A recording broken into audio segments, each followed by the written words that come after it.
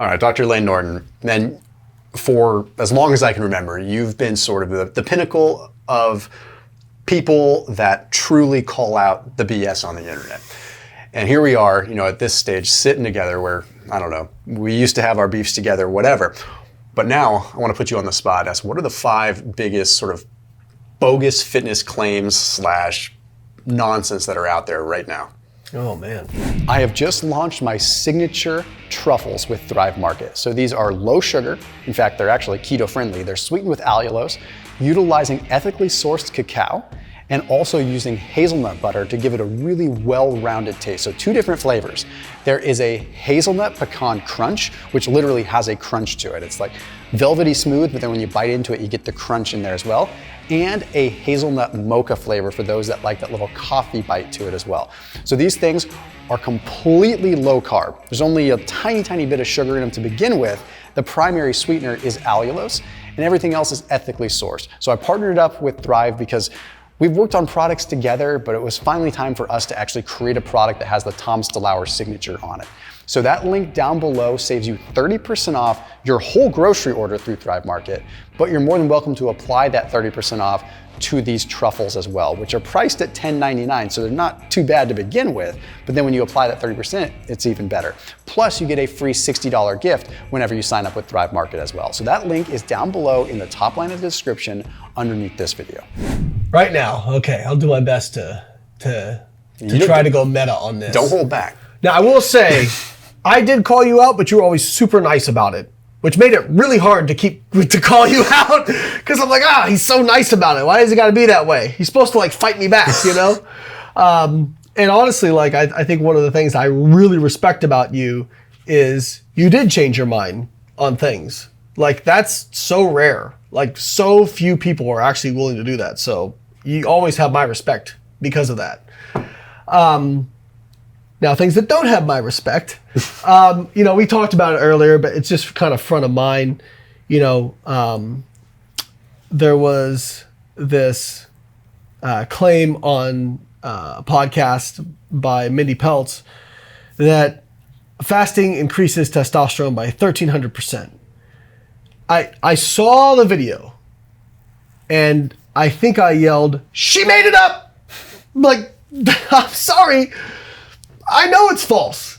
So I actually went through the research literature, and there's kind of 2 different buckets you have to look at, which is acute changes in testosterone and long-term changes in testosterone.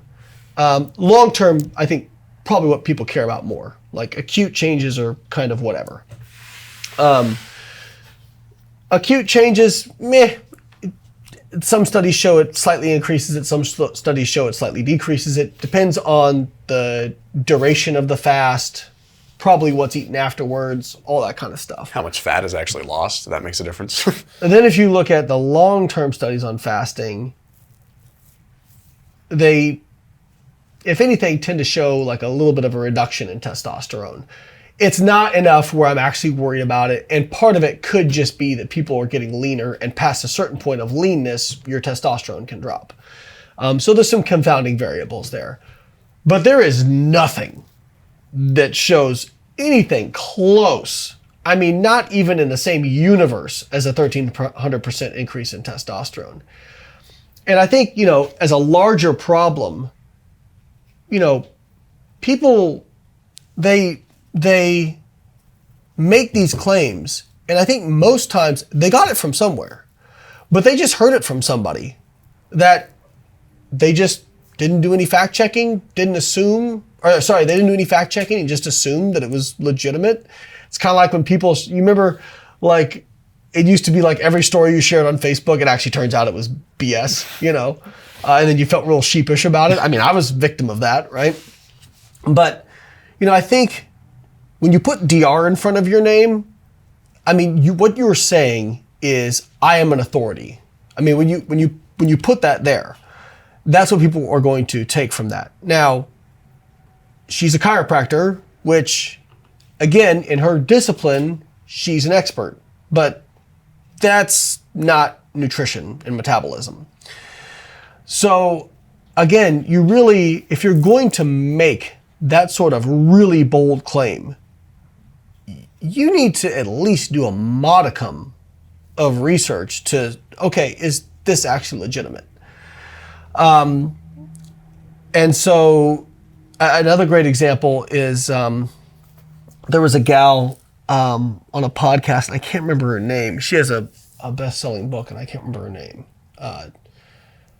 And she said, there was a study, she was talking about the power of the mind, where men just thought about lifting weights and they increased their muscle mass. I want to say, here's me trying to remember the statistic, right? I want to say she said 13%. They increased their muscle mass by 13. And it was like in 2 weeks. And I'm like, no, I don't. Before I even looked at the studies, I'm like, I know that this is not true, because like, you don't even increase your muscle mass in 2 weeks on steroids 13%. Like, no way.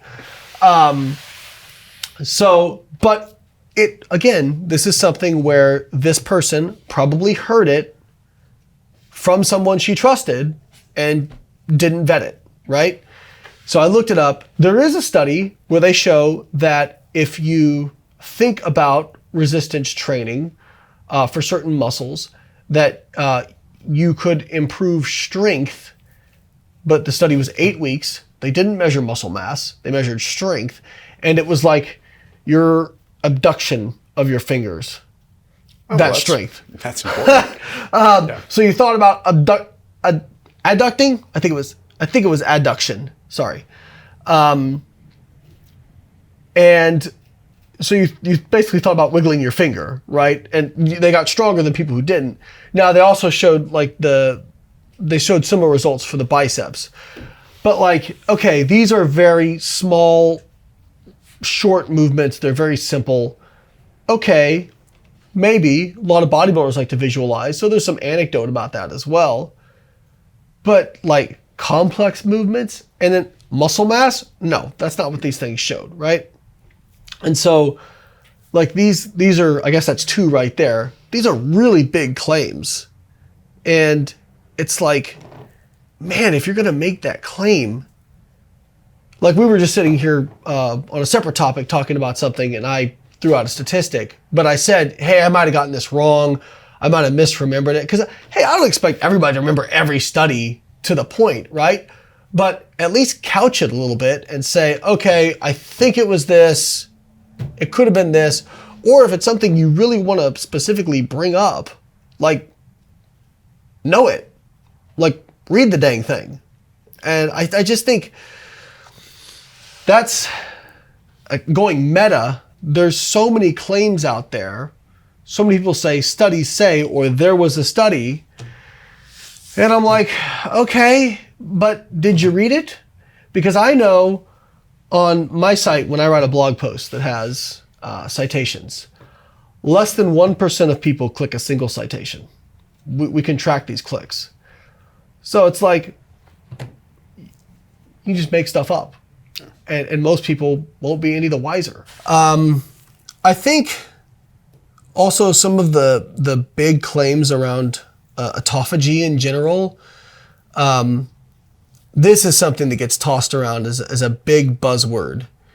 And it's so funny to hear people, well, are you saying autophagy doesn't exist or it's not? I'm like, no, autophagy exists, it's a thing.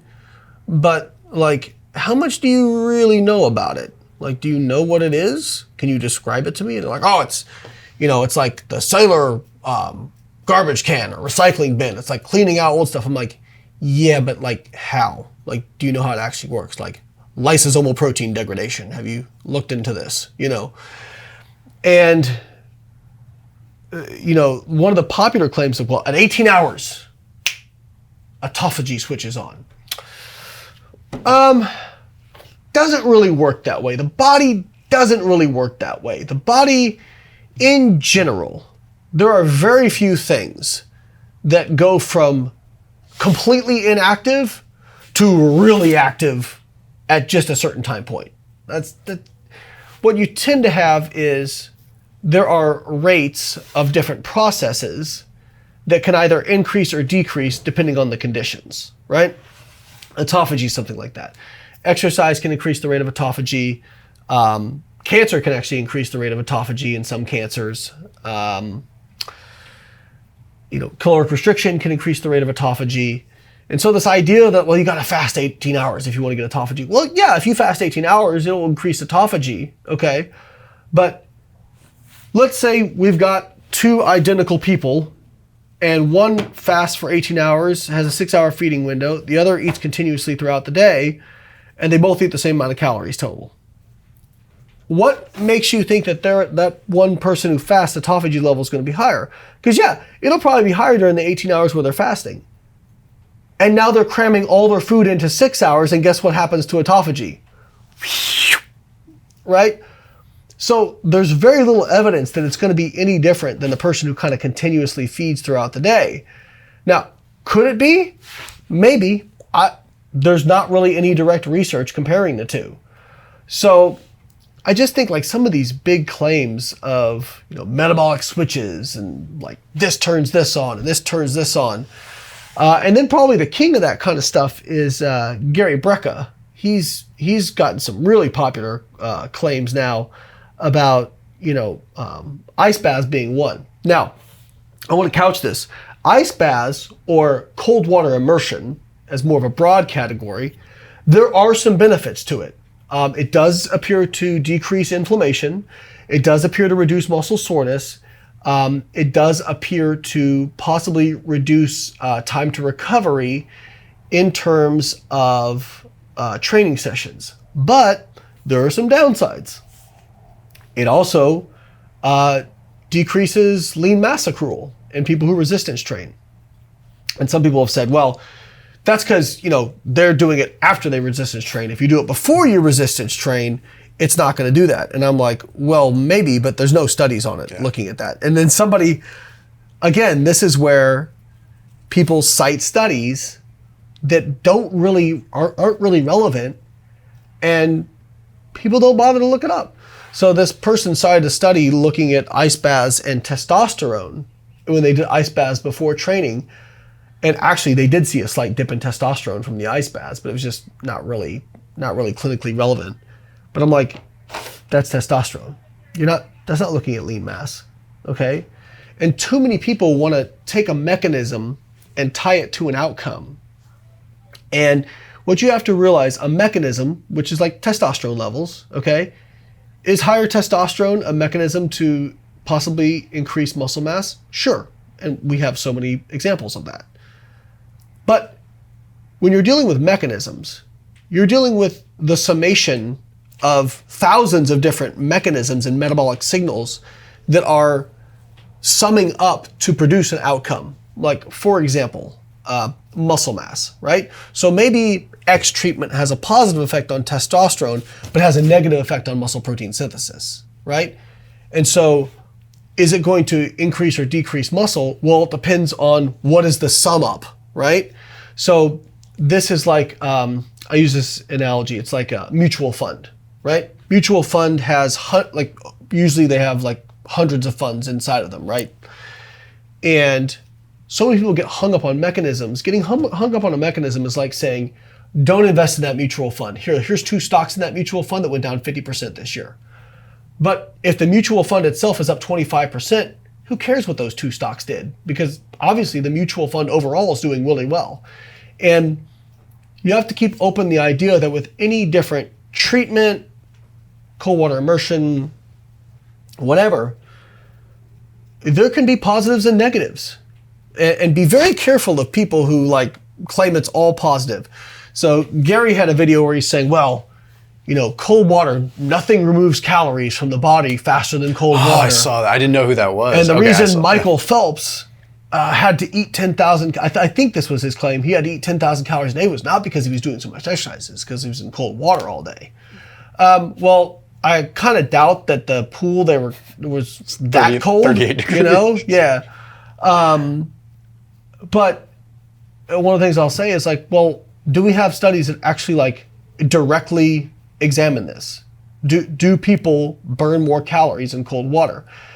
And when you look up the studies, what you see is some say yes, some say no, but the ones that say yes, it appears to be a pretty modest effect. So maybe there is an effect, but you're not going to burn like tons of calories from 3 minutes in cold water. I was just gonna say, even still, like, because you can take that same conversation. I made some enemies when I put out a video talking about like cold water immersion and basically called it like it is. I said the whole brown fat activation thing is a moot Great point. for rats. Well, it's a moot point with an ice bath, right? Like, because the only evidence that you could even say is somewhat there, you're talking prolonged exposure in not even that cold of temperatures, and it's in people that already have a high degree of brown fat already, and people forget the whole activation of brown fat compared to the beiging of fat, like two completely different things, right? And the beiging of fat, that's the stuff we look at and see in the rodent models, whereas the activation of brown fat, the minute stuff that we do have in humans, they already have good degrees of brown fat. So you're taking a metabolically healthy person and putting them in an area that's cool for 4 or 5 hours, and there's a slight activation. That's a complete different story than hopping in a cold plunge for 2 minutes and thinking that a part of it stemmed from my own frustration with it, because every time I use an ice bath, and I've said this a million times, probably ad nauseum, but like, I train hard, I push my body hard, and I'm run hot as an individual anyway, as far as stress is concerned. A lot of times when I go in an ice bath, it is the last little thing I need to push me over so I get sick, right? So it's like, it ends up setting me back, right? Uh-huh. And I don't know. So that's my own, I get my own personal opinion out there, but I still like using an ice bath every once in a while because it feels good, and I feel like it does kind of wake me up, and it feels. That's one of the things I tell people, like, hey, if you like doing it, you don't have to stop doing it. Like, is your goal to be Mr. Olympia? Okay, no. Then if you like ice baths, then I'm not saying don't do it. I'm just saying, hey, here's the benefits and here's the downsides, and let's be real about what the benefits are. And another great example of mechanisms versus outcomes is the brown fat stuff, because people say, well, what about brown fat activation? I'm like, okay. If it was actually clinically relevant, we would see it because people would lose more fat and have higher energy expenditure in these studies. And they either don't have higher energy expenditure or it's a pretty small amount. So you can speculate over mechanisms all you want. And if you look at the research data, it kind of shows that brown fat doesn't do a whole lot in humans. It's much more powerful for rodents. Rodents tend to have, activating brown fat tends to have a much more powerful effect in rodents. So again, I'm not trying to dismiss animal studies, because almost all my research was in animal studies, was in animal research. But you can't make really broad claims based on that if the human data says otherwise, right? So, that's one of the big ones, is the promotion of ice baths, and again, Gary's done a lot of this stuff where he's like, well, it also increases muscle protein synthesis because it activates cold shock proteins. Again, mechanism, outcome. Muscle protein synthesis, we have studies looking at muscle protein synthesis with exposure to cold water. It does not increase muscle protein synthesis, it decreases muscle protein synthesis. Well, but it activates cold shock proteins, which can increase muscle protein synthesis. Okay. Maybe it does activate cold shock proteins. But obviously, that activation is not powerful enough to overcome the negative effects on muscle protein synthesis. And so, again, I think people have this hard time with like black and white thinking, which is where this thing, I like it, and so everything about it has to be good. Yeah.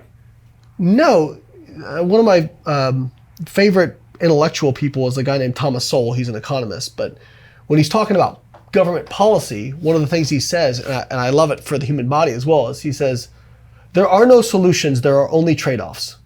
And I love that, because I think it very much applies to the human body. Now, trade-offs can make sense if the overall outcome is positive based on your goal and what you're trying to get. But, like, I would never pretend that people are like, oh, well, do you think powerlifting's the best thing you can do for longevity? And I'm like, I don't know. There's not really any direct data examining that. But do I hold open the idea that maybe it's not the absolute best thing for longevity? Sure, right? But like, if you ask me, like, would I rather live to 100 and not powerlift, or 97 and powerlift? I'll do the 97. Now, again, no direct examination, but does it make you happy? Right. But you have to look at trade-offs, right? And always consider that anything that has benefits could have downsides. Seed oil is a great example of this, right? So when I got in a discussion with Paul Saladino online, where I showed these experiments demonstrating that when you substitute polyunsaturated omega-6 fats in place of saturated fat, that you either have neutral or positive effects on like insulin sensitivity, blood lipids, liver fat, and rates of cardiovascular disease and whatnot.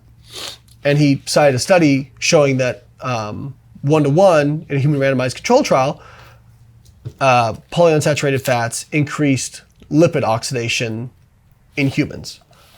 Cool, great study, relevant. But again, lipid oxidation, which is we're worried about inflammation and heart disease, right? That's a mechanism. So why am I not concerned about that? Well, if we look at the hard outcome data, which is the rates of cardiovascular disease and actual levels of inflammation, we see that omega-6s have a neutral or positive effect when substituted in a 1-to-1 ratio for saturated fat. So again, I hold open the idea that, hey, omega-6s could have some downsides, right? But when substituted in a 1-to-1 ratio, the overall outcome seems to be either neutral or positive. So shouldn't that be the take-home message rather than, well, look at what's happening with LDL, or with oxidation of lipids? So that's another one. I think we're at 3 right now. Gut microbiome stuff. That's a big one. Big one. Gut microbiome stuff. So there are a lot of people who sell gut cleanses, gut detoxes, gut supplements. Okay, so if we're talking about the microbiome, which is your basically bacterial your bacterial species in your gut, which there are many, and you actually have more bacteria cells in your body than you do like eukaryotic cells, which is interesting. On a cell per cell level, we're actually more bacteria than we are eukaryote. Even gut experts don't necessarily know what to make of the gut microbiome research right now.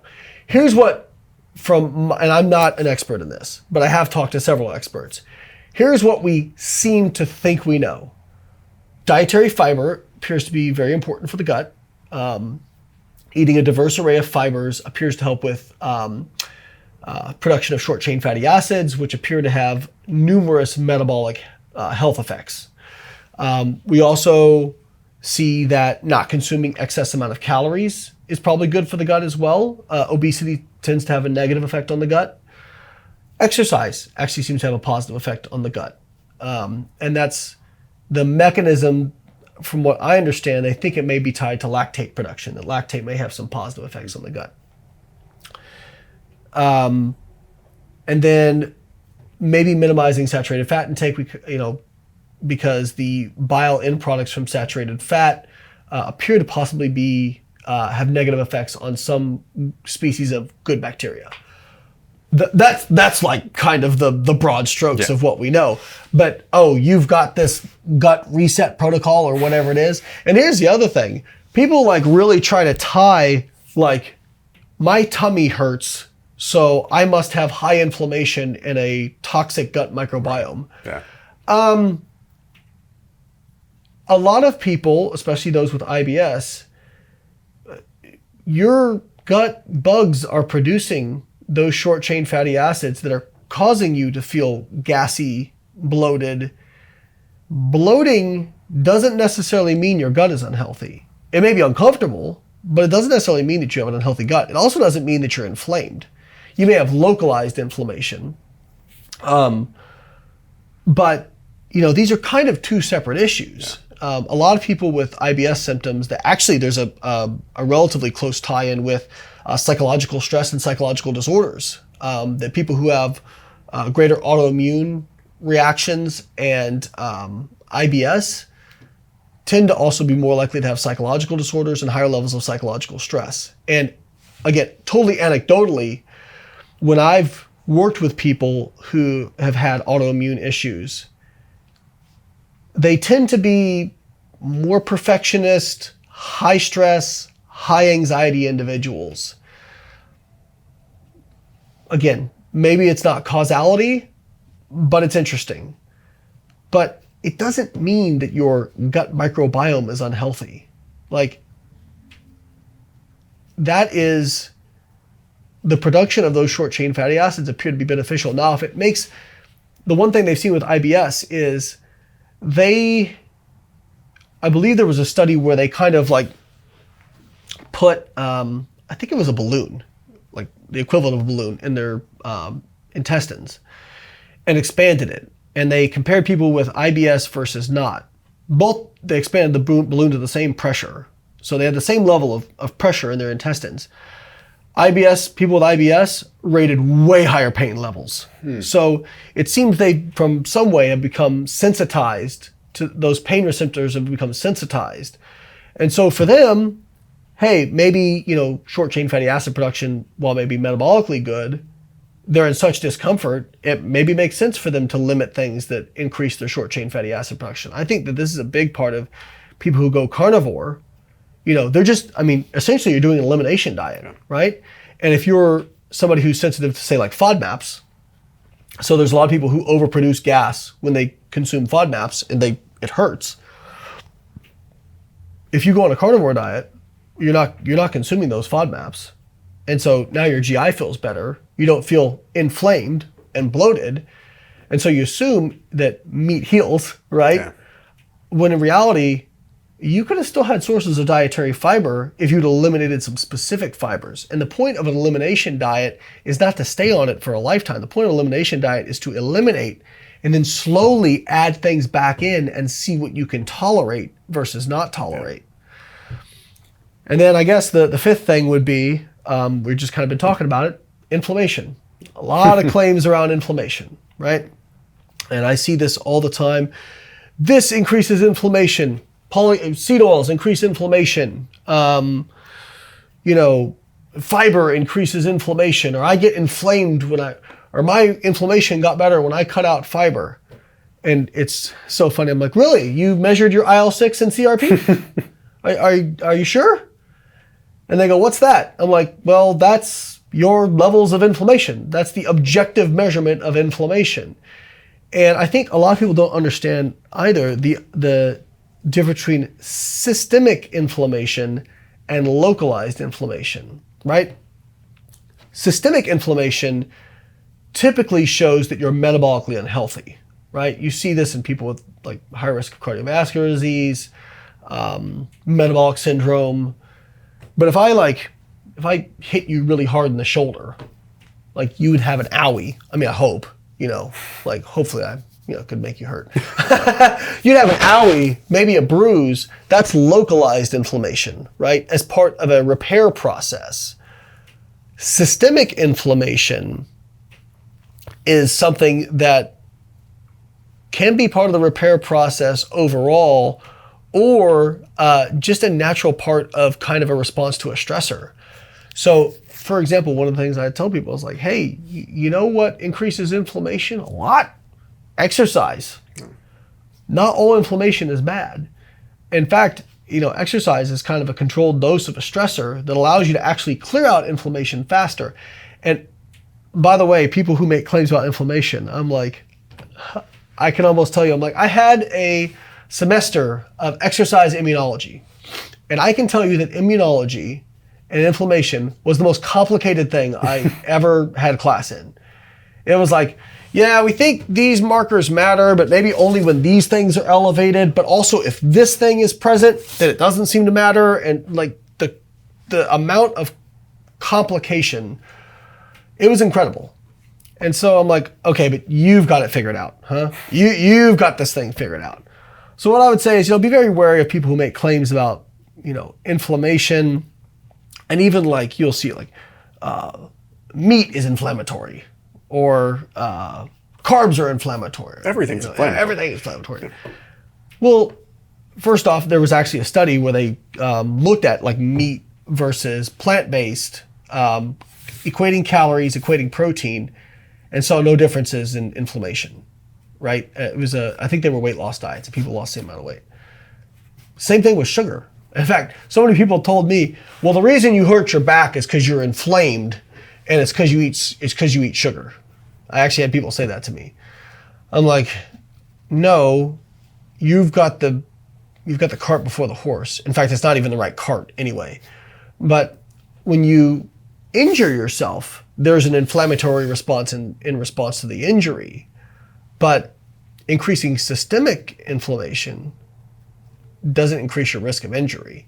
And oh, by the way, if you look at exchanging sugar 1-1 with other starchy carbohydrate, you don't see an increase in inflammation. So I just think so few people really understand this, and these have become buzzwords because, for a while, inflammation was a very hot topic because we discovered, oh, hey, people who are at higher risk of cardiovascular disease and some cancers tend to have higher systemic inflammation. So this became a very hot topic. People who, and then the gut microbiome came out and it became a very hot topic. Well, grifters in general tend to gravitate towards what's new because it's sexy. A lot of people are talking about it, and it's kind of easy to make sweeping claims about it because there's not really that much research out there about it. But I mean, I've even heard people say, well, if you want to lose fat, you've got to get, you've got to be anti-inflammatory first. No, again, carts before the horse. Adipose tissue in general is pro-inflammatory. Adipose tissue secretes adipokines, which are pro-inflammatory. If you reduce your fat mass, regardless of methodology used to reduce fat mass, in almost every case you reduce your levels of inflammation. But you don't need to reduce inflammation to reduce fat mass, although the two just tend to go hand in hand. And I think people get tied up with like an intolerance to certain foods too, right? Yes. Like that's a huge thing where, and then there's the confounder of, okay, well then are you legitimately allergic to something versus do you have an intolerance versus having an inflammatory response to said food, right? It's just, there's just so many lines get blurred in the interwebs where people just don't fully understand that. Okay, well I have I have celiac. I can't eat gluten. Okay, well I have a gluten intolerance. Okay, if I eat gluten, I'm automatically inflamed. Like, I don't understand how those dots got connected, because having a basic understanding of IgG versus IgA, and I mean, the most complicated thing that well beyond my pay grade, but I know enough to know that these are completely different silos altogether. But because we tend to mentally wrap our head around allergies, water retention, inflammation, salty food, inflammation. This is, I'm retaining water. That's an inflammatory thing. Okay, well, that Snickers bar is inflammatory, right? And I don't eat Snickers, right? But I will tell you that eating a Snickers bar may or may not be more or less inflammatory than having a bowl of oatmeal, right? Mm-hmm. It's just like, I don't know, maybe it is, maybe it isn't. But the point is that there's all these lines that get blurred. And I think a lot of it stems from people, once again, wanting to think that water retention is inflammation, mm-hmm. and it helps them feel like if they cut out inflammatory foods, they're going to magically drop that puffiness, when in reality, unfortunately, they just need to lose weight. Well, and confounding variables as well. So I'll give you a great example of that. I had a gal who swore, as a client, this is like 10 years ago, swore up and down that she was, gluten intolerant. And, talking to her, I realized, like, really the only time she was consuming gluten-containing foods is when she was kind of like binge eating, or just eating a bunch of crap, right? And so I was like, okay, eat 2 slices of bread tonight and let me know how you feel. Nothing else, right? Nothing else with gluten in it. Next day, she's like, oh my God, I didn't have a response. And I'm like, yeah, because it's like when you were having gluten is when you were like eating half a pizza. And so you're like bloated, retaining water from sodium and a bunch of extra calories. So of course you felt like you were inflamed, right? Now, if you have high levels of inflammation, you will have water retention. But just because you have water retention doesn't mean you have high levels of inflammation. And so I think a lot of times what happens is people, they tie together two things that happen and assume A caused B. But the reality is C over here that you didn't even think about could have caused B. You just didn't even realize that C was there, right? And so, again, I'm not saying that those things don't happen, that they don't exist, But I think a lot of people don't understand the concept of confounding variables. And again, when it comes to low carb, carnivore, fasting, whatever, they say, well, I did this and look how much better everything got. Yeah, you lost 50 pounds. Of course things got better, and great. Like, hey, if it worked for you, I'm not saying don't do it. I'm just saying that is not like the one true way of doing things. It doesn't mean this is how our ancestors evolved and this is why you're like, that's not how it works. I'm not saying don't do it. I'm just saying just because you had that experience doesn't mean it's valid for everybody else. Yeah. Amen to that, man. Well, where can everyone find you, man? Yeah, Instagram's kind of my digital business card, so you can find me at BioLayne, and I'm BioLayne on pretty much every social media channel, and I'm on, I think, all of them except for maybe like Snapchat and like some of the smaller ones. But if you're looking for like evidence-based stuff that I offer, I'm a supplement company, Outwork Nutrition, which is evidence-based supplements, and then like our nutrition coaching app, Carbon Diet Coach, and then I actually have like online courses as well. So if you want to, if you're a coach, you want to upskill, I have something called Physique Coaching Academy. Basically, for anybody, it's like the equivalent of, I would say, a college degree condensed into like 8 months for people who just want to learn the deep knowledge behind building muscle, losing fat, and the behaviors associated with each. And then for people who maybe don't looking for that level, I have a monthly research review called Reps, which is where we break down like research studies that are getting a lot of press at the time.